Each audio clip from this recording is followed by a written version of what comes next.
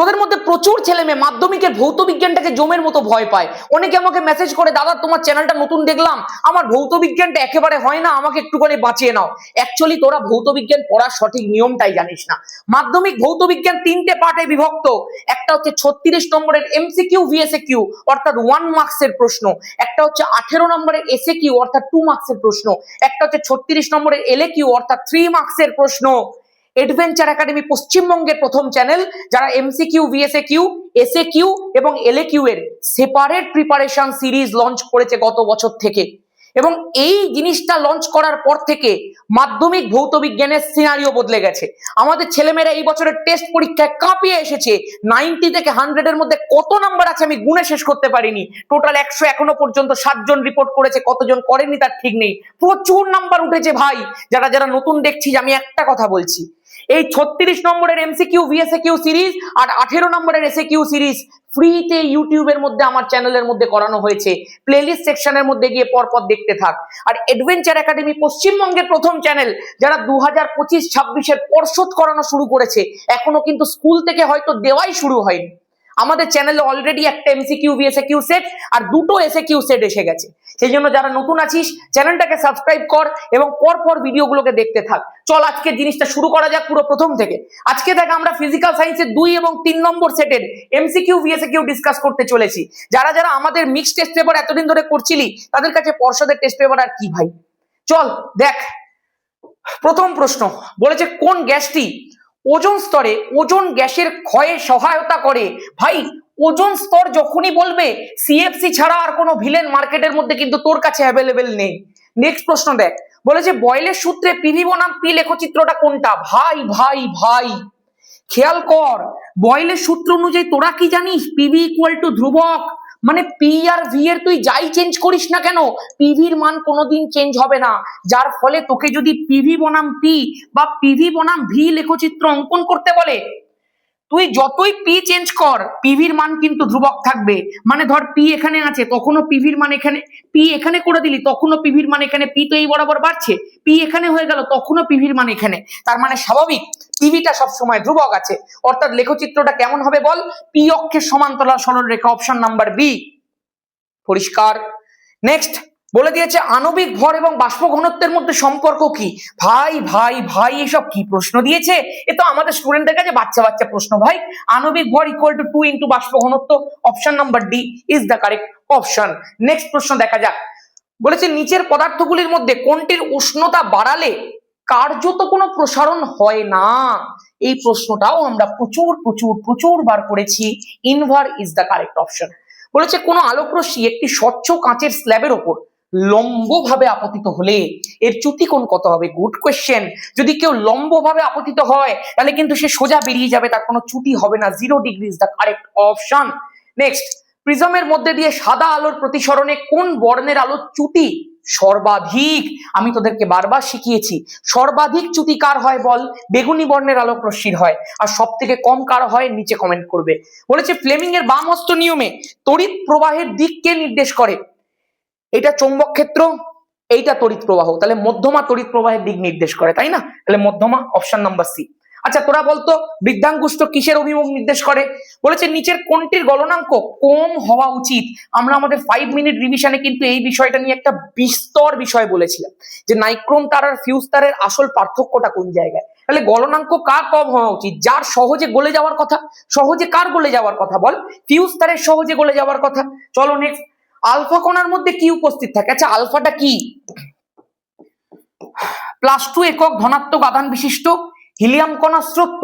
এবার হিলিয়াম মানে কি, হিলিয়ামের হচ্ছে প্রোটন সংখ্যা 2, হিলিয়ামের ভর সংখ্যা 4। তাহলে এখানটায় প্রোটন কতগুলো থাকবে আলফা কণার মধ্যে, 2টো থাকবে।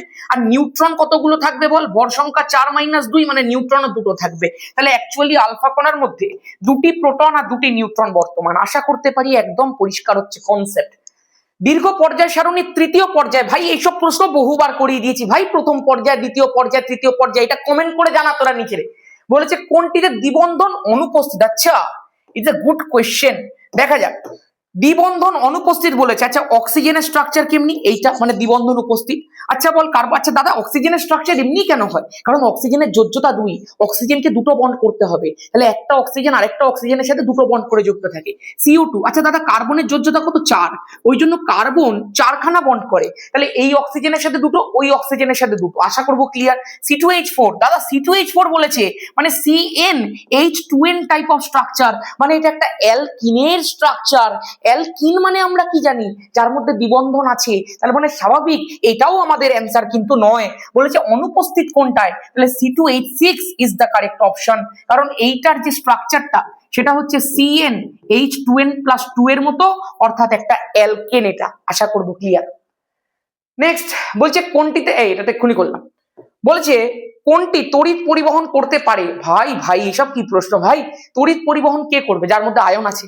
আয়ন কার মধ্যে আছে বল? গলিত NaCl এর মধ্যে আছে। নেক্সট অসওয়াল্ড পদ্ধতিতে, আচ্ছা কঠিন NaCl এর মধ্যেও কিন্তু আয়ন আছে, বাট এই আয়নগুলোর মধ্যে ইলেকট্রোস্ট্যাটিক ফোর্স বর্তমান বলে ওরা কিন্তু চলাচল করতে পারে না, এই জন্য কঠিন NaCl কিন্তু তড়িৎ পরিবহন করে না। যার মধ্যে আয়ন শুধু আছে বললে হবে না, যার মধ্যে আয়নটা চলাচল করতে পারে, গলিত NaCl এর Na+Cl- আয়নগুলো দৌড়াতে পারে, সেই জন্যই তারা তড়িৎ পরিবহন করতে পারে। অসওয়াল্ড পদ্ধতিতে কোন অ্যাসিড প্রস্তুত করা হয়? ভাই অসওয়াল্ড পদ্ধতি খুব ইম্পর্টেন্ট, নাইট্রিক অ্যাসিড প্রস্তুত করা হয়।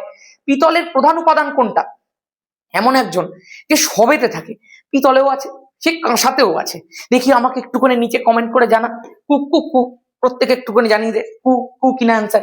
চলো দেখি ইথারের কার্যকরী মূলক কি? ভাই ইথার বলেছে তো, ইথার মানে অক্সিজেন সিঙ্গেল আছে, সিঙ্গেল আছে মানে কি ও দুদিকেই জয়েন করার জন্য রেডি, তাহলে ইথার কোনটা? Option number C. ঠিক আছে চলো নেক্সট। বলেছে প্রতি কিলোমিটার উচ্চতা বৃদ্ধিতে ট্রপোস্ফিয়ারের উষ্ণতা কমে 6.5 ডিগ্রি সেন্টিগ্রেড হারে। একদমই তাই।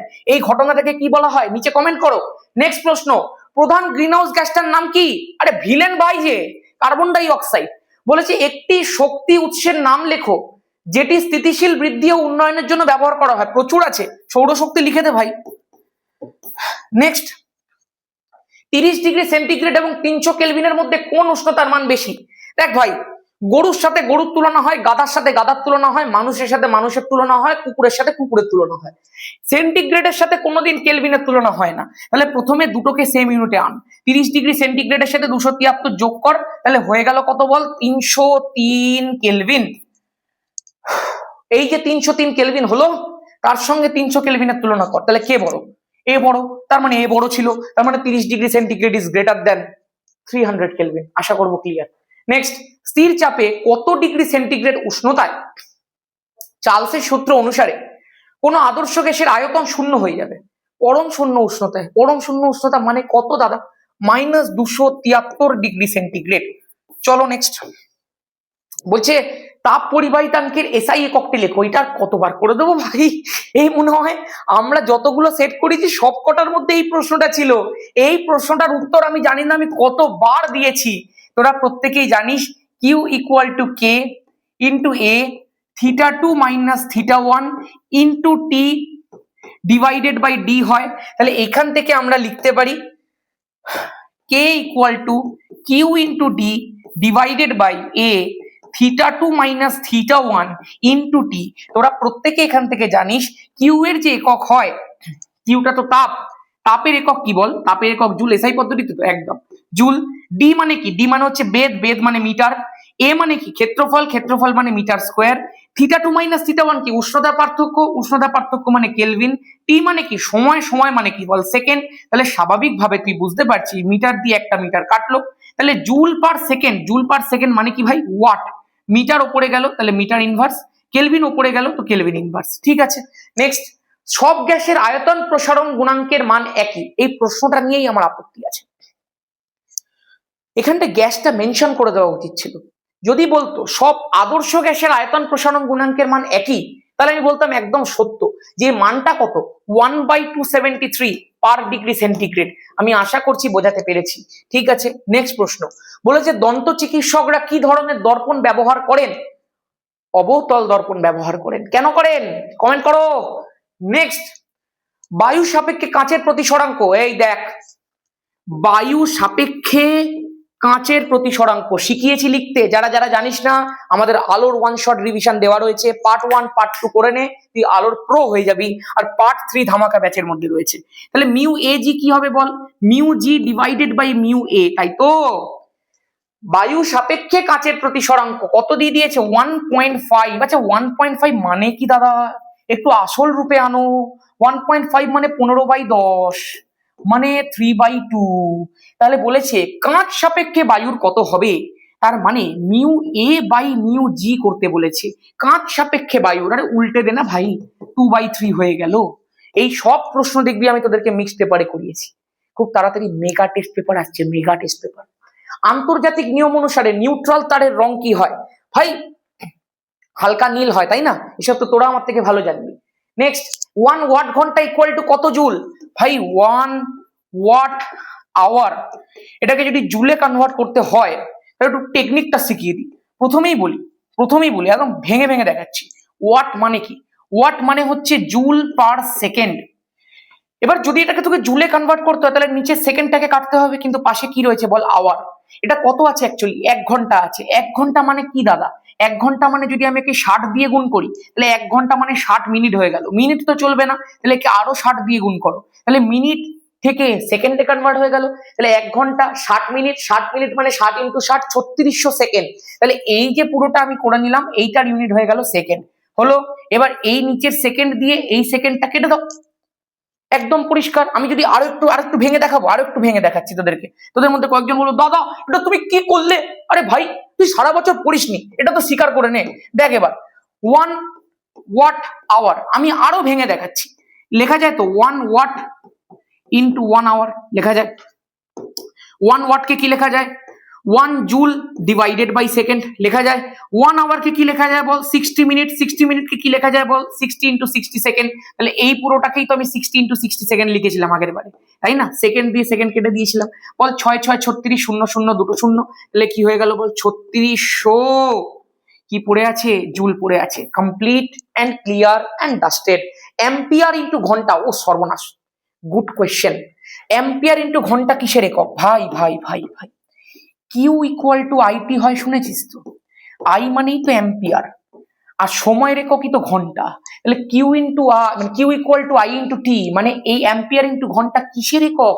আধানের একক। চিনতে ভুল করলে চলবে না, শত্রু মুখোশ পড়ে থাকতে পারে, শত্রুকে চিনতে হবে। সূর্য অন্যান্য নক্ষত্রগুলির শক্তির উৎস কি? নিচে কমেন্ট করবে, বহুবার বলা হয়েছে। একটি ক্ষার ধাতুর নাম লেখো। ধুর ধুর, সর্বাধিক তড়িৎ ঋণাত্মক মৌল কোনটা? ফ্লুরিন, ফুলুরি বাবু। নেক্সট বলছে জারণ ক্ষমতার ক্রম অনুযায়ী সাজাও। Fluorine, chlorine, bromine, iodine. জারণ ক্ষমতার ক্রম বলে দিয়েছে তো ভাই, এরা তো পরপর থাকে। ফ্লুরিনের পরে থাকে ক্লোরিন বাবু, তারপরে থাকে ব্রোমিন বাবু, তারপরে থাকে আয়োডিন বাবু। যত নিচের দিকে নামি তত এরা ইলেকট্রন ছাড়তে থাকে, অর্থাৎ যত নিচে নামবো ইলেকট্রন ছাড়ছে, মানে নিজের জারণ ঘটছে।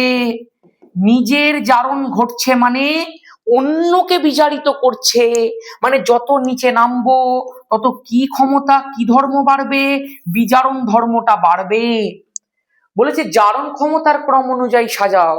নিচের দিকে যাচ্ছে, বিজারণ ক্ষমতা বাড়ছে, তো জারণ ক্ষমতা কমছে। তাহলে সব থেকে বেশি কার? ফ্লুরিনের, তারপরে কার? ক্লোরিনের, তারপরে কার? ব্রোমিনের, তারপরে কার? আয়োডিনের। কারণ যত নিচে যাবে বিজারণ ক্ষমতা বাড়বে, বিজারণ ক্ষমতা বাড়বে মানে জারণ ক্ষমতা কমবে। তাহলে জারণ ক্ষমতা সবচেয়ে কম কার? আয়োডিনের, এটাই তো লিখেছি। সবচেয়ে বেশি কার? ফ্লুরিনের। স্বাভাবিক। চলো নেক্সট। বলছি একটি মৌলিক অণুর নাম লেখো যাতে ত্রিবন্ধন উপস্থিত। Nitrogen, N triple bond N, clear. রূপোর গয়নায় সোনার প্রলেপ দিতে কোন তড়িৎ বিশ্লেষ্য ব্যবহার করা হয়? পটাশিয়াম অরোসায়ানাইড ব্যবহার করা হয়। সংকেতটা নিচে কমেন্ট করবে। আমাদের ছেলেমেয়েরা প্রো হয়ে গেছে, যারা আমাদের ছেলেমেয়ে এখনো পর্যন্ত ছিলে না, এবার একটু জয় ধামাকা নিচে কমেন্ট করে দিয়ে আমাদের ছেলেমেয়ে হয়ে যাও। এবং কি করতে হবে? আমার চ্যানেলের দেখবে একটা প্লেলিস্ট সেকশন আছে, ওই প্লেলিস্ট সেকশনের মধ্যে চলে যাও, নিয়ে আমাদের ওই এমসিকিউ ভিএসকিউ গুলো পরপর দেখে নাও, এসএকিউ গুলো পরপর দেখে নাও। তুমি মাধ্যমিকে কি করে নাম্বার না পেয়ে থাকো আমি দেখে নেবো, ঠিক আছে? আর এলএকিউ এর জন্য ধামাকা ব্যাচ আছে, যদি ধামাকা ব্যাচে ভর্তি না হতে চাস তাহলে আমাদের চ্যানেলের মধ্যে যত ওয়ান শট, যত কুইক রিক্যাপ আছে, এলএকিউ এর পর থেকে 3টে আমি পর্ষদের দেবো বলে ঠিক করেছি, ইয়ার পেপার গুলো দেবো বলে ঠিক করেছি। ব্যাচের মধ্যে আমরা মিক্সড এলএকিউ প্র্যাকটিস করবো, যাতে কোনো কিছু বাদ না হয়ে যায়, এবং পর্ষদ পুরো করাবো। এই হচ্ছে আমার সিদ্ধান্ত। বলছে তড়িৎ বিশ্লেষণের সময় ক্যাথোডে কি ঘটে, জারণ ঘটে না বিজারণ ঘটে? এই তোকে এই প্রশ্নটা আর কতবার করাবো রে? আমাদের ছেলেমেয়েরা এমনি টেস্টে নাম্বার পেয়ে আসেনি ভাই, এমনি এতগুলো 100, এতগুলো 90, এতগুলো 95, 99 এত ওঠেনি। এই সব প্রশ্ন 100% কমন আমাদের। তড়িৎ বিশ্লেষণের সময় ক্যাথোডে কি হয়? আমি বারবার বলেছি, K for cathode, K for cation. তার মানে ক্যাটায়ন কোথায় যাবে? ক্যাথোডে যাবে। ক্যাটায়ন মানে কি? ক্যাটায়ন মানে তার মাথার উপরে প্লাস আছে, মানে তার ইলেকট্রনের ঘাটতি আছে, ও ইলেকট্রনটাকে চাইছে। তাহলে ক্যাথোডের মধ্যে গিয়েও কি নেবে? ইলেকট্রন নেবে। যদি ও ইলেকট্রন নেয়, ইলেকট্রন গ্রহণ করে, তাহলে ক্যাথোডের মধ্যে কি বিক্রিয়া ঘটলো? বিজারণ। আশা করব ক্লিয়ার। বলেছে জলের তড়িৎ বিশ্লেষণে ক্যাথোড এবং অ্যানোডে কি কি গ্যাস উৎপন্ন হয়? ক্যাথোডে উৎপন্ন হয় হাইড্রোজেন, আর অ্যানোডে উৎপন্ন হয় অক্সিজেন। নেক্সট বলছে তরল অ্যামোনিয়ার একটা ব্যবহার লেখো। হিমায়ক রূপে ইউজ করা হয়, কেন ইউজ করা হয় সেটাও শিখিয়েছি একটা 2 মার্কসের প্রশ্নে। নেক্সট সিলভার নাইট্রেট দ্রবণে H2S গ্যাস। এই এই এই এই আমি তো তৈরি করার সময় খেয়াল করিনি, এই সেটটার মধ্যে কোনো ম্যাচিং দেয়নি। এই ব্যাপার ভাই, চল দেখি। সিলভার নাইট্রেট দ্রবণে H2S গ্যাস চালনা করলে কিসের পদক্ষেপ পড়ে? আরে ভাই, সিলভার নাইট্রেট AgNO3 দ্রবণ আছে, এটার মধ্যে H2S গ্যাস চালনা করতে দিয়ে দিয়েছে, তাহলে খুব স্বাভাবিক না এখান থেকে যে পদক্ষেপ পড়বে সেটা হচ্ছে সিলভার সালফাইডের পদক্ষেপ, Ag2S এর পদক্ষেপ। পদক্ষেপটার কালার কি হয় প্রত্যেকের নিচে কমেন্ট করে জানিয়ে দিচ্ছ। নেক্সট আর ব্যালেন্স ফ্যালেন্স তোমরা করে নেবে, এগুলো আর বহুবার করিয়ে দিয়েছি ভাই। থার্মিন মিশ্রণে কি কি থাকে? 3 ভাগ Fe2O3 এবং 1 ভাগ অ্যালুমিনিয়াম চূর্ণের মিশ্রণটাকেই তো থার্মিড মিশ্রণ বলা হয় রে ভাই। নেক্সট লোহার একটি আকরিকের নাম লেখো। Red hematite, Fe2O3। তোরা আরেকটা আকরিকের নাম নিচে লেখ। বলছে পলিথিনের মনোমারের নাম লেখো। ভাই পলিথিন মানে পলিইথিলিন, পলিইথিলিনের মনোমারের নাম নরমাল ইথিলিন। ঠিক আছে, CH2 double bond CH2। Next প্রশ্ন, সরলতম কিটনে কতগুলি কার্বন পরমাণু আছে? এই প্রশ্নটা আমি ভেবেইছিলাম এই বছরে আসবে, আমি ওই জন্য বহুদিন আগেই করিয়ে রেখে দিয়েছিলাম। আমাদের জৈব রসায়ন ধামাকা ব্যাচে যা পড়িয়েছি তার প্রথম ভিডিওটা দিয়ে দিয়েছি, আর পরেরটা আমি ওয়ান শট করে দিয়েছি। দুটো যে দেখে নেবে, জৈব রসায়নটা ফিনিশ, প্লাস একটা প্রবলেম প্র্যাকটিসের ভিডিও দিয়ে রেখে দিয়েছি। সবকিছু তোরা আমার চ্যানেলের প্লেলিস্টের ওয়ান শট যে চ্যাপ্টার ওয়াইজ একটা আছে, ওটার মধ্যে গেলেই তোরা সব পেয়ে যাবি। সবকিছু দেওয়া আছে আমাদের চ্যানেলে। সরলতম কিটন কি হয়ে যাবে বল? কিটোন মানে কি আছে? ভেঙে ভেঙে করে। কিটোন মানে কি? কিটোন মানে হচ্ছে C double bond. C double bond single আছে, মানে দুদিকে দুটো বন্ডর ফাঁকা। কিন্তু কিটোনের একটা শর্ত আছে, শর্তটা হচ্ছে কিটোনের সঙ্গে কোনো হাইড্রোজেন বসা চলবে না, কারণ যেই মাত্র হাইড্রোজেন বসবে কিটোনটা অ্যালডিহাইডে কনভার্ট হয়ে যাবে। এবার তাহলে কিটোনের সঙ্গে কি বসতে হবে দাদা? সবসময় কার্বন যুক্ত থাকতে হবে। এবার কার্বন তো একা থাকবে না, কার্বন থাকলেই তার সঙ্গে 3টে করে হাইড্রোজেন, 3টে করে হাইড্রোজেন। তাহলে এইটা হচ্ছে সব থেকে সরলতম কিটোন, যার নাম কি? যার নাম অ্যাসিটোন। যার আইউপিএসি নাম কি? তোরা কমেন্ট করে বলবি। সমগণীয় শ্রেণীতে পরপর দুটি যৌগের আণবিক সংকেতের মধ্যে পার্থক্য কত? ভাই ধর আজকে CH3OH আছে, পরবর্তী যৌগ কি হবে? CH3 CH2OH হবে। তাহলে অ্যাডটা কি হলো? CH2 অ্যাড হলো। CH2 অ্যাড হলো মানে কত ইউনিট অ্যাড হচ্ছে দাদা? কার্বনের জন্য 12, আর দুটো হাইড্রোজেন মানে 2, তাহলে 14U মানে অ্যাটমিক মাস ইউনিট, তোরা প্রত্যেকে জানিস। তাহলে কত আণবিক ভর বাড়লো? 14 বাড়লো, তাই না? আণবিক সংকেতের পার্থক্য কত? এই মিথিলিন গ্রুপটা, CH2টা।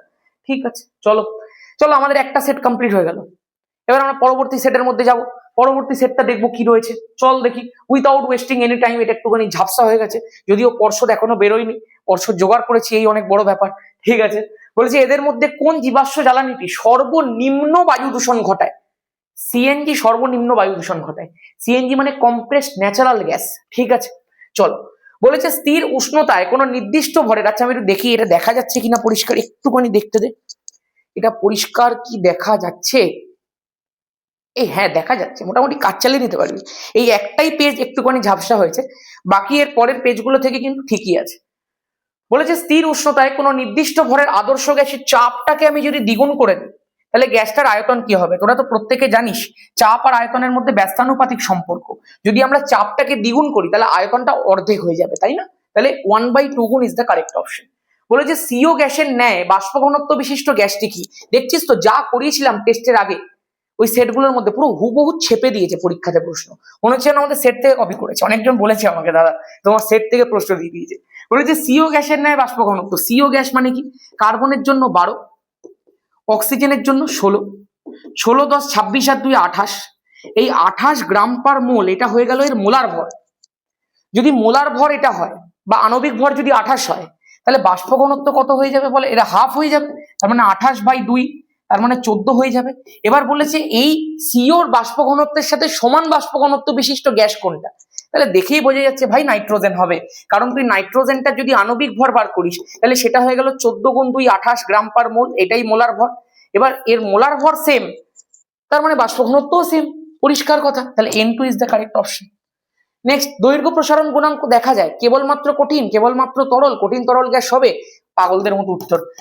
প্রথমটাই উত্তর হবে, কেবলমাত্র কঠিন পদার্থের মধ্যেই দৈর্ঘ্য প্রসারণ গুণাঙ্ক দেখতে পাওয়া যায়, কারণ তরলের দৈর্ঘ্য বলে কিছু থাকে না, গ্যাসের দৈর্ঘ্য বলে কিছু থাকে না। ফোকাস তল প্রধান অক্ষের সঙ্গে যে কোণ করে থাকে, এই না হলে কোশ্চেন। এইটাই তো চাইছিলাম, কিছু তো একটু অন্য দিক যেগুলো একটু শেখাবো। দেখ ভাই, ধর এখানে দর্পণ বা লেন্স যা খুশি আছে, এখানটায় মুখ্য ফোকাস রয়েছে, ঠিক আছে? এই যে মুখ্য ফোকাস, এইটা হচ্ছে প্রধান অক্ষ। এই যে মুখ্য ফোকাসের মধ্যে না একটা তল কল্পনা করে নেওয়া হয়। এই মুখ্য ফোকাসটা ধরে নেওয়া হয় এরকম একটা তলের মধ্যে রয়েছে। এই যে তলটা রয়েছে সেটাকে ফোকাস তল বলে। এই তলটা প্রধান অক্ষের সাথে লম্বভাবে থাকে, 90 ডিগ্রি অ্যাঙ্গেলের মধ্যে থাকে, ঠিক আছে? এই হয়ে গেল। এবার এই ফোকাস তলের মধ্যে যে বিভিন্ন বিন্দুগুলো আছে না, সেইগুলোকে গৌণ ফোকাস রূপে কল্পনা করা হয়, গৌণ ফোকাস বলা হয়, ঠিক আছে? বলেছে 15 সেন্টিমিটার ফোকাস দৈর্ঘ্যে অবতল দর্পণ থেকে, এই গুড কোশ্চেন, দেখি কি বলেছে। 15 সেন্টিমিটার ফোকাস দৈর্ঘ্যের অবতল দর্পণ, তাহলে অবতল দর্পণ একটু আঁকি, এই না হলে প্রশ্ন এগুলো ভালো লাগে, একটু সোজা সোজা প্রশ্ন ভালো লাগে না। এর ফোকাস দৈর্ঘ্যটা বলে দিয়েছে 15 সেন্টিমিটার, খুব ভালো। এই অবতল দর্পণ থেকে 22 সেন্টিমিটার দূরে কোন একটা বস্তুকে স্থাপন করা হয়েছে, মানে মেরু থেকে 22 সেন্টিমিটার দূরে এই জায়গাটায় আমাদের বস্তু আছে। আচ্ছা আমাকে একটা কথা বল, যদি এখানটায় এফ হয় 15 সেন্টিমিটার দূরে, তাহলে এর বক্রতা কেন্দ্র এখানটায়, বক্রতা কেন্দ্রটা আরো 15 সেন্টিমিটার, কারণ আর ইকুয়াল টু 2f, তাহলে এখান থেকে এটা কত? 30 সেন্টিমিটার। তার মানে এই বস্তুটাকে কোথায় রাখা হয়েছে? বস্তুটাকে রাখা হয়েছে বক্রতা কেন্দ্র আর ফোকাসের মাঝখানে। ইন্টেলেকচুয়াল প্রশ্ন, আমাদের ধামাকা ব্যাচে আমরা ম্যাজিক নাম্বার 6 শিখিয়েছি, তোদেরকে যখন এখানে শিখিয়েছি তোদেরকেও একটা টেকনিক শিখিয়ে দিয়েছি আলোর ফার্স্ট পার্টে, যে কিভাবে বস্তু প্রতিবিম্ব দেখতে হয়। সেখানে দেখবি আমি তোকে বলেছিলাম সবার প্রথম অবস্থান কোনটা বল? অসীমে। যদি অসীমে বস্তু থাকে তাহলে তার প্রতিবিম্ব হয় ফোকাসে। অসীমের বস্তু ফোকাসে প্রতিবিম্ব, পুচকে প্রতিবিম্ব হবে। তারপরে এক ধাপ সরে এলাম, এক ধাপ যদি সরে আসি তাহলে অসীম আর বক্রতা কেন্দ্রের মাঝে বস্তু থাকবে।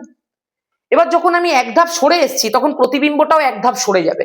প্রতিবিম্ব ছিল ফোকাসে, ফোকাস থেকে এক ধাপ সরে গিয়ে ফোকাস আর বক্রতা কেন্দ্রের মাঝখানে প্রতিবিম্ব হয়ে যাবে, ঠিক আছে? এই টেকনিক গুলো শিখে রাখতে হবে। তারপরে বস্তু আরেক ধাপ সরে এলো, বস্তু বসলো বক্রতা কেন্দ্রে, তাহলে প্রতিবিম্ব কোথায় হবে? বক্রতা কেন্দ্রে। আমার আজকের এই উত্তরটা জাস্ট একটু করে তোদেরকে বলে দেওয়া উচিত। যখন অসীমে বস্তু ছিল তার প্রতিবিম্বটা কোথায় হচ্ছিল? ফোকাসে। প্রতিবিম্বটা কেমন হচ্ছিল? পুচকে। সেখান থেকে যখন এগিয়ে এগিয়ে এগিয়ে এগিয়ে বক্রতা কেন্দ্রে বস্তুটা বুঝলো, তখন প্রতিবিম্বটা বক্রতা কেন্দ্রেই হয় এবং প্রতিবিম্বটা বস্তুর দৈর্ঘ্যের সাথে সমান হয়, প্রত্যেকের নিশ্চয়ই মনে আছে। তাহলে বড় থেকে বস্তু অনেক বড়, প্রতিবিম্ব অনেক ছোট, সেখান থেকে আস্তে আস্তে আস্তে আস্তে আস্তে আস্তে যখন বক্রতা কেন্দ্রে এলো তখন বস্তু আর প্রতিবিম্ব সেম হয়ে গেল।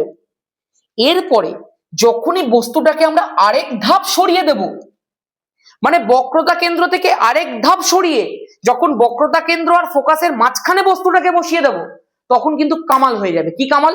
এতক্ষণ প্রতিবিম্বটা ছোট ছিল, ছোট থেকে থেকে থেকে থেকে থেকে থেকে বস্তু সমান হলো।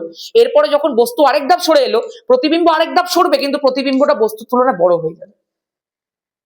তার মানে যখন বস্তুটাকে আমি সি আর এফ এর মাঝখানে বসাবো, তখন যে প্রতিবিম্বটা হবে সেটা আরেক ধাপ সরে গিয়ে সি এর বাইরে বেরিয়ে যাবে, সি আর অসীমের মাঝে, কিন্তু প্রতিবিম্বটা হবে কেমন? প্রতিবিম্বটা বস্তুর তুলনায় বড় হবে। স্বাভাবিক, প্রত্যেকটা ক্ষেত্রেই সৎ প্রতিবিম্ব হয় আর সৎ প্রতিবিম্ব মাত্রেই অবশীর্ষ হয়। তাহলে প্রতিবিম্বের প্রকৃতি কি হবে? সৎ হবে, অবশীর্ষ হবে আর বস্তুর তুলনায় বড় হবে। তাহলে অপশন নাম্বার বি, সৎ ও বৃহৎ ইজ দ্য কারেক্ট অপশন। যারা এই ব্যাখ্যাটা বুঝলে না তারা আমাদের আলোর প্রথম পার্টটা দেখবে। আমি তাদের জন্যই বিশেষ করে বললাম এটা, যারা আমাদের পার্টটা দেখেছে। যারা দেখোনি আজকের ভিডিওটার পরেই গিয়ে দেখবে, তোমার সবকিছু ক্লিয়ার। আমাদের ছেলেমেয়েরা অলরেডি এইসবে প্রো হয়ে গেছে, ওরা এগুলো বললেই বুঝে যাবে, ঠিক আছে? চলো 1.7, বলেছে সমান্তরাল সমবায় দুটি রোধের তুল্য রোধ কত হয়? ভাই R1 R2 দুটো রোধ দিয়ে দিয়েছে, আমি কি শিখিয়েছিলাম? ওপরে গুণ করবি, নিচে যোগ করবি, তাহলে R1 R2 divided by R1 plus R2। Next প্রশ্ন কি দিয়ে দিয়েছে? ওয়াট পার অ্যাম্পিয়ার কোন এককের অনুরূপ হয়? এই না হলে প্রশ্ন, এগুলো ভালো লাগে ভাই, এগুলো শুনতে ভালো লাগে আমার। বলতো P equal to I square R, প্রত্যেকে দেখেছিস? হ্যাঁ দাদা দেখেছি। ওয়াট পার অ্যাম্পিয়ার মানে কি? পি এর তলায় আই নিয়ে চলে, ইকুয়াল টু কি থাকছে বল? একটা আই তখনও পড়ে থাকছে, ইনটু থাকছে আর। দাদা এই আই আর মানে তো চেনা চেনা লাগছে, very important relation, V equal to I R. তার মানে পি বাই আইটা অ্যাকচুয়ালি ভি হচ্ছে, আর ভি হচ্ছে মানে দাদা ভোল্ট হচ্ছে, তার মানে ওয়াট পার অ্যাম্পিয়ার মানে ভোল্ট, একদমই তাই, পরিষ্কার কনসেপ্ট। বলছে কোনটি তেজস্ক্রিয়? ভাই তেজস্ক্রিয় আইসোটোপ জিজ্ঞাসা করেছে, কারণ নিচে কমেন্ট করে জানিয়ে দাও C14 কি কাজে লাগে। নেক্সট প্রশ্ন, সাধারণ উষ্ণতায় যথাক্রমে তরল এবং কঠিন হ্যালোজেনের নাম। Hats off to the school, স্কুলটা ভালো প্রশ্ন করেছে, ভালো প্রশ্ন করেছে। বলেছে সাধারণ উষ্ণতায় যথাক্রমে তরল এবং কঠিন হ্যালোজেনের নাম। ভাই তরল হ্যালোজেনের নাম মনে রাখ ব্রোমিন, কঠিন হ্যালোজেনের নাম মনে রাখ আয়োডিন। ঠিক আছে, যদি তোকে বলতাম গ্যাসীয় হ্যালোজেন কোনটা হবে, নিচে কমেন্ট করে দে। বলেছে কোন যৌগটির ক্ষেত্রে অষ্টক সূত্র লঙ্ঘিত হয়? লিথিয়াম হাইড্রাইডের ক্ষেত্রে, কারণ এরা দ্বৈত সূত্র পালন করে, একদম পরিষ্কার। নেক্সট, জলের তড়িৎ বিশ্লেষণে ক্যাথোডে 22.4 লিটার গ্যাস উৎপন্ন হলো, অ্যানোডে উৎপন্ন গ্যাসের আয়তন কত হবে? ক্যাথোডে যেটা হয় আর অ্যানোডে যেটা হয় তাদের মধ্যে একটা সম্পর্ক আছে। ক্যাথোড আর অ্যানোডে উৎপন্ন গ্যাসের আয়তনের অনুপাত হচ্ছে 2:1, মানে ক্যাথোডে সবসময় দ্বিগুণ গ্যাস উৎপন্ন হয় অ্যানোডের থেকে। তাহলে ক্যাথোডে যদি 22.4 হয়, তাহলে অ্যানোডে তার হাফ হবে, মানে 11.2 হবে। আমি আগের দিন এটা শিখিয়েছিলাম যে যদি ক্যাথোডের মধ্যে বলে দেয় 22.4, তাহলে 2 ইউনিটের ভ্যালু হচ্ছে 22.4, তাহলে 1 ইউনিটের ভ্যালু কত হয়ে যাবে বল? 11.2 হয়ে যাবে, পরিষ্কার কথা। ঠিক আছে, কমপ্লিট কমপ্লিট কমপ্লিট। নেক্সট বলেছে কোনটি আর্দ্র অ্যামোনিয়াকে শুষ্ক করতে ব্যবহার করা হয়? ভাই অ্যামোনিয়া, অ্যামোনিয়া একটা ক্ষারীয় পদার্থ, অ্যামোনিয়া জলীয় দ্রবণ ছিল, অ্যামোনিয়ার সাথে জল যাচ্ছিল, তাহলে স্বাভাবিক এমন একজনকে ইউজ করতে হবে যে নিজে ক্ষার, যাতে অ্যামোনিয়ার কোনো ক্ষতি সে না করতে পারে। তাহলে আর্দ্র অ্যামোনিয়াকে শুষ্ক করতে ইউজ করা হবে ক্যালসিয়াম অক্সাইড। আশা করব ক্লিয়ার, আমি এটাকে তোদেরকে অ্যামোনিয়ার ওয়ান শটে বুঝিয়েছি। ধামাকা ব্যাচে আমি পুরো অজৈব রসায়ন ওয়ান শট দিয়েছি, ওয়ান শট না, ওদেরকে ডিটেলে পড়িয়েছি। বলেছে কোন পদ্ধতিতে জিঙ্ক ধাতুকে নিষ্কাশন করা হয়? জিঙ্ক মানে হচ্ছে যে তড়িৎ রাসায়নিক শ্রেণীতে মাঝামাঝি অবস্থানে আছে, মানে মধ্যম সক্রিয় ধাতু। মধ্যম সক্রিয় ধাতুকে নিষ্কাশন করতে ইউজ করা হয় কার্বন বিজারণ পদ্ধতি, একদম পরিষ্কার। সরলতম অ্যালকাইন কোনটা দাদা? ভাই অ্যালকাইনের সাধারণ সংকেত কি? অ্যালকাইন মানে CnH2n-2। অ্যালকাইন হতে গেলে কার্বন এবং কার্বনের মধ্যে ট্রিপল বন্ড দরকার, মানে তুই তো নিজেই বলে ফেললি মিনিমাম 2টো কার্বন লাগে, তাহলে মিনিমাম 2টো লাগে, তাহলে তুই এন এর জায়গার মধ্যে 2 বসা। তাহলে দাদা এইচ এর মধ্যে এন এর জায়গার মধ্যে 2 বসো, তাহলে 2 গুণ 2 4, 4 থেকে 2 বাদ দিয়ে দাও, তাহলে হয়ে গেল 2। তাহলে সরলতম অ্যালকাইন কি হয়ে গেল? C2H2।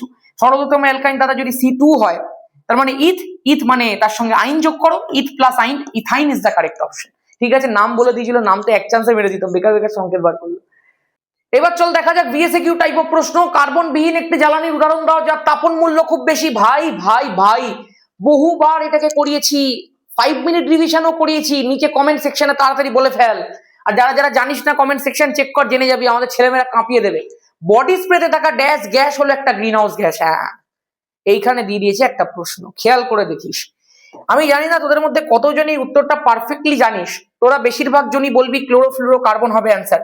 বাট অ্যাকচুয়ালি ক্লোরোফ্লুরোকার্বনের পরবর্তীকালে বা ক্লোরোফ্লুরোকার্বন ছাড়াও হাইড্রোফ্লুরোকার্বন বলে একটা যৌগ আছে, কিছু শ্রেণীর যৌগ আছে যেগুলোকে বডি স্প্রের মধ্যে ইউজ করা হয়ে থাকে। এছাড়াও কিছু ধরনের হাইড্রোকার্বনকেও ইউজ করা হয়ে থাকে, কিন্তু মেনলি এর উত্তরটা হওয়া উচিত HFC। আমি একটুখানি গবেষণা করে সেই বিষয়টা জেনেছি, বাট যদি তোরা কেউ একটুখানি বলিস আমাকে, আমি আরো ভালো লাগবে। বিভিন্ন বইয়ের মধ্যে বিভিন্ন রকম লেখা থাকতে পারে, বাট বর্তমানে কিন্তু আর CFC ইউজ হয় না, HFC ইউজ হয়। এটা কিন্তু একটা ভালো প্রশ্ন দিয়ে দিয়েছে। অথবা দিয়ে দিয়েছে মিথেন হাইড্রেটের সংকেত কি? 4CH4 23H2, তোরা প্রত্যেকে জানিস। ঠিক আছে, নেক্সট, বয়েল এবং চার্লসের সূত্র দুটিতেই যে ভৌত রাশিটিকে ধ্রুবক ধরা হয় তার নাম কি? ভাই বয়েলের সূত্রে কার কার মধ্যে সম্পর্ক? চাপ আর আয়তনের মধ্যে। চার্লসের সূত্রে আয়তনের সাথে উষ্ণতার সম্পর্ক। আমি 4টে রাশি দিয়ে দিয়েছিলাম, পি, ভি, টি আর ডাব্লিউ। ডাব্লিউ মানে গ্যাসের ভর। বলেছিলাম যে কোনো দুটোর মধ্যে সম্পর্ক যদি হয় বাকি দুজন ধ্রুবক, তাহলে এখানে টি আর ডাব্লিউ ধ্রুবক মানে উষ্ণতা আর ভর। এখানে ভিটি এর মধ্যে রিলেশন হলে পি আর ডাব্লিউ ধ্রুবক মানে চাপ আর ভর। কোন কথাটা দুবার শুনলি সেটাই তোর উত্তর, গ্যাসের ভর। নেক্সট, 4 গ্রাম হাইড্রোজেন গ্যাসের জন্য আদর্শ গ্যাস সমীকরণ লিখতে হবে ভাই। 4 গ্রাম হাইড্রোজেন গ্যাস মানে কি ভাই? তোরা আমাকে একটা কথা বলতো, আরো সহজে বলি। হাইড্রোজেন গ্যাসের মোলার ভর কত? একটা হাইড্রোজেনের জন্য 1, তাহলে দুটোর জন্য 2 গ্রাম পার মোল। তুই বলবি হ্যাঁ, তাহলে দাদা পিভি ইকুয়াল টু এনআরটি লেখা যায়, এনটাকে লেখা যায় ডাব্লিউ বাই এমআরটি। যদি আমাকে একটু অ্যালাউ করো আমি বলতে পারি, বলো ডাব্লিউর ভ্যালুটা 4 গ্রাম, আমি বললাম হ্যাঁ। এম এর ভ্যালুটা 2 গ্রাম পার মোল, আমি বললাম হ্যাঁ, ইন্টু আরটি, তাহলে দাদা PV equal to 2RT is the correct option. চলো নেক্সট। তাপ, আচ্ছা তরলের আপাত এবং প্রকৃত প্রসারণ গুণাঙ্কের মধ্যে কোনটি নিজস্ব বৈশিষ্ট্য? অবশ্যই প্রকৃত প্রসারণ গুণাঙ্ক নিজস্ব বৈশিষ্ট্য। বিভিন্ন গ্যাসের ক্ষেত্রে আয়তন প্রসারণ গুণাঙ্কের মান বিভিন্ন। ওই যে কথাটা আমি একটু আগে বলেছিলাম, সেম কোশ্চেন আবার রিপিট করেছে। বিষয়টা হচ্ছে এখানে গ্যাসটাকে মেনশন করে দেওয়াটা উচিত ছিল। আদর্শ গ্যাস না বাস্তব গ্যাস? বাস্তব গ্যাস হলে কিন্তু বিভিন্ন গ্যাসের ক্ষেত্রে আলাদা আলাদা হতেই পারে, কিন্তু আদর্শ গ্যাস যদি হয়ে যায় তাহলে কিন্তু আয়তন প্রসারণ গুণাঙ্কের মানটা একই থাকে একটা নির্দিষ্ট চাপে। ঠিক আছে, 10 সেন্টিমিটার ফোকাস দৈর্ঘ্য বিশিষ্ট একটা উত্তল লেন্স বস্তুর সমান সাইজের প্রতিবিম্ব গঠন করলে বস্তু দূরত্ব কত হবে? 2f এর মধ্যে রাখলে তবেই না সমান সাইজের প্রতিবিম্ব গঠিত হবে। ফোকাস দৈর্ঘ্য 10 সেন্টিমিটার বলে দিয়েছে, তাহলে 2f এর দৈর্ঘ্য কত? 2f এর দৈর্ঘ্য হচ্ছে 10 এর দ্বিগুণ অর্থাৎ 20 সেন্টিমিটার। তাহলে যদি বস্তুটাকে 20 সেন্টিমিটার দূরত্বে রাখা হয় তাহলে তার সমান সাইজের প্রতিবিম্ব গঠিত হবে, কারণ 2f এ রাখলে 2f এই প্রতিবিম্ব হয় আর বস্তুর সাথে সমান হয়। নেক্সট, রামধনু শুদ্ধ না অশুদ্ধ বর্ণালী? অবশ্যই অশুদ্ধ বর্ণালী ভাই। কেন? তার মধ্যে 7টা রঙকে সেপারেট দেখা যায় না। নেক্সট, একটি পরিবাহী দৈর্ঘ্য স্থির রেখে প্রস্থচ্ছেদকে দ্বিগুণ করা হলো, রোধাঙ্কের কি পরিবর্তন ঘটবে? আমি এক্ষুনি সমীকরণ লিখতে যাচ্ছিলাম, কোনো দরকারই নেই। রোধাঙ্কের কোনো চেঞ্জ হয় না ভাই, রোধাঙ্কটা উপাদানের উপর নির্ভর করে। উপাদান তো কোনো কিছু চেঞ্জ হচ্ছে না, তাহলে রোধাঙ্কেরও কোনো চেঞ্জ হবে না। গৃহস্থালীর বর্তনীতে লাইফ তার ছাড়া আর বাকি কি কি তার থাকে? কি বলবো, চল। পরমাণুর নিউক্লিয়াস থেকে কি একসঙ্গে আলফা কণা ও বিটা কণা নির্গত হওয়া সম্ভব? একদম না। এট এ টাইম একটা নির্গত হয়, একসঙ্গে দুটো সম্ভব নয়। সূর্য ও নক্ষত্র মণ্ডলীর বিরাট শক্তির উৎস কি? এটা তো তোমাকে কমেন্ট সেকশনেই বলতে হবে। চলো নেক্সট। কি বলেছে? ক্ষারীয় মৃত্তিকা ধাতু। কি কঠিন, কি কঠিন, কি কঠিন রে বাবা। 2.11.1 একটি চ্যালকোজেন। উরে বাপ রে বাপ, চ্যালকোজেন বলে দিয়েছে ভাই। প্রশ্নটার মধ্যে কিন্তু অপশন এমন দিয়ে দিয়েছে বেশিরভাগ ছেলেরা পারবে না, বিশ্বাস কর। আমি বারবার করে বলেছিলাম OSSE তে পড়ে, মনে রাখতে হবে OSSE তে পড়ে oxygen, sulphur, selenium, tellurium, polonium. যারা যারা জানিস না আমাদের পর্যায় সারণী ওয়ান শট দেখ, কেঁপে যাবে, কেঁপে যাবে। ওর বাইরে পর্যায় সারণী কিচ্ছু হয় না, কেঁপে যাবে, এমন করে ধর্ম শিখিয়ে দিয়েছি। তাহলে অ্যান্সার কি হয়ে যাবে বল? সেলেনিয়াম হয়ে যাবে। তাহলে চ্যালকোজেন 2.11.2। নেক্সট, অ্যালুমিনিয়ামের সংকর ধাতু। আহা, ধাতু সক্রিয়তা শ্রেণীতে হাইড্রোজেনের নিচে আছে। এই দুটো তো আমি আর বলবোই না, এই দুটো তোমাকে আছে বাদ দে ভাই, কিছু ছেলে মেয়ে আবার গালাগাল দেবে। এত প্রশ্ন তুমি তাহলে করছোটা কি? ধাতু সক্রিয়তা শ্রেণীতে হাইড্রোজেনের নিচে কে আছে? কপার। যদিও যিনি প্রশ্নটা করেছেন এখানে শুধুমাত্র এইচ লেখা উচিত ছিল। ঠিক আছে, তাহলে 2.11.4। আর এটা কি হবে? অ্যালুমিনিয়ামের সংকর ধাতু ম্যাগনেলিয়াম 2.11.3। আশা করতে পারি পুরো বিষয়টা একবারে পরিষ্কার আছে। নেক্সট, দৈনন্দিন জীবনে ব্যবহৃত হয় এমন দুটি পদার্থের নাম লেখো যার একটি সমযোজী অপরটা তড়িৎযোজী। সমযোজীটা হচ্ছে জল, একটু খেতে হবে, আর তড়িৎযোজীটা কি? নুন, তাই না? NaCl। একটা ক্ষারীয় মৃদু তড়িৎ বিশ্লেষ্য পদার্থের নাম লেখো। খুব ভালো প্রশ্ন। কি হয়ে যাবে ভাই? Ammonium hydroxide NH4OH। নেক্সট, আচ্ছা নিচে বলতো একটা লবণের নাম লিখতো যে মৃদু তড়িৎ বিশ্লেষ্য। বলেছে তড়িৎ বিশ্লেষণে কোন শক্তি কোন শক্তিতে রূপান্তরিত হয়? তড়িৎ শক্তি রাসায়নিক শক্তিতে রূপান্তরিত হয়। আচ্ছা এখানে পয়েন্ট গুলো দেওয়া হয়নি। বলছে উচ্চ উষ্ণতায় ম্যাগনেসিয়ামের সঙ্গে নাইট্রোজেনের বিক্রিয়ায় যে যৌগ উৎপন্ন হয়। ম্যাগনেসিয়াম আর নাইট্রোজেনের বিক্রিয়া, তো ম্যাগনেসিয়ামের যোজ্যতা 2, নাইট্রোজেনের ক্ষেত্রে 3, তাহলে যে যৌগটা তৈরি হবে সেটা হচ্ছে Mg3N2 ম্যাগনেসিয়াম নাইট্রেট, তাই তো? চলো নেক্সট। এবার পদ্ধতিতে অ্যামোনিয়া প্রস্তুতিতে কোন অনুঘটক ব্যবহার করা হয়? আয়রন চূর্ণ অনুঘটক। নেক্সট প্রশ্ন, রূপোর টাকা কোন গ্যাসের সংস্পর্শে এলে কালো হয়ে যায়? সিলভার সালফাইড, একটু আগে শিখিয়ে দিয়েছিলাম তো, H2S এর সংস্পর্শে এলে কালো হয়ে যায়। নেক্সট প্রশ্ন, বলেছে কপার আর ম্যাগনেসিয়ামের মধ্যে কোনটি পিতলে বর্তমান? এটা কোনো প্রশ্ন হয়েছে?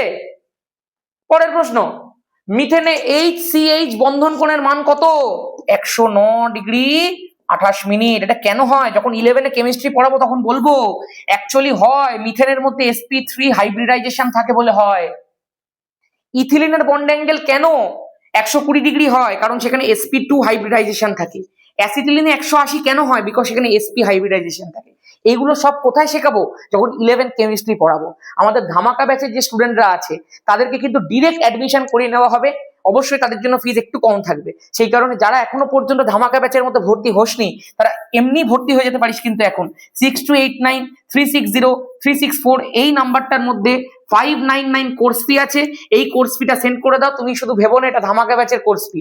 তুমি যখনই ধামাকা ব্যাচের মধ্যে পড়ছো তার মানে তুমি যখন 11 কেমিস্ট্রি পড়বে অন্যান্য বাকিদের ফিসের থেকে তোমার ফিস 200 টাকা হলেও কম থাকবে। তাহলে তুমি এখান থেকে 200 বাদ দিয়ে দাও, অ্যাকচুয়ালি সেই ফিসে তুমি পড়বে। এই 999 কোর্স ফি থেকে যেহেতু খুব কম দিন বাকি ওই জন্য 599 করে দেওয়া হয়েছে। ধামাকা ব্যাচের অফারটা কিন্তু সবার জন্য থাকবে। সেই কারণে এখনো বলছি ধামাকা ব্যাচে যারা পড়িস 11 ডিরেক্ট কেমিস্ট্রিতে অ্যাডমিশন হয়ে যাবে। এই নাম্বারটার মধ্যে কোর্স ফি সেন্ড করে ভর্তি হয়ে থাক। কিছুদিন পরে 11 ব্যাচ শুরু করব। একদম মাধ্যমিক শেষ হবে উইদিন ফিউ ডেজ 11 ব্যাচ শুরু করে দেবো। বিকজ 11 খুব কম সময় ভাই, আর 11 কেমিস্ট্রি ভালো করে পড়তে হলে অনেক সময় লাগে। 11 বেশি দিন সময় দেয় না, ওই জন্য আগে থেকে পড়া শুরু করতে হয়। চলো নেক্সট বলেছে হাইড্রোজেন বিহীন। আচ্ছা কি করতে হবে বলে দিই। কোর্স ফিটা পাঠিয়ে চুপ করে বসে থাকলে হবে না, আমাকে রিসিপ্টটা পাঠিয়ে দেবে হোয়াটসঅ্যাপে। এই নাম্বারই হোয়াটসঅ্যাপ আছে, হোয়াটসঅ্যাপের মধ্যে রিসিপ্টটা পাঠিয়ে দিয়ে নিজের নাম লিখবে, বাকি আমি জয়েন করে সব ক্লাস তোমায় দিয়ে দেবো। এর পরের ক্লাস থেকে তুমি লাইভ করতে পারবে। হাইড্রোজেন বিহীন একটি জৈব যৌগের নাম লেখো। ভালো প্রশ্ন। হাইড্রোজেন বিহীন জৈব যৌগ CCl4 কার্বন টেট্রাক্লোরাইড। এলপিজি সিলিন্ডারে দুর্গন্ধযুক্ত পদার্থটি কি থাকে? ইথাইল মার্কাপটান থাকে। সংকেতটা নিচে কমেন্ট করো। চলো হয়ে গেছে তো, ফিনিশ ফিনিশ ফিনিশ। দুটো সেট করে দিলাম। কতক্ষণ লাগছে ভাই দুটো সেট করতে?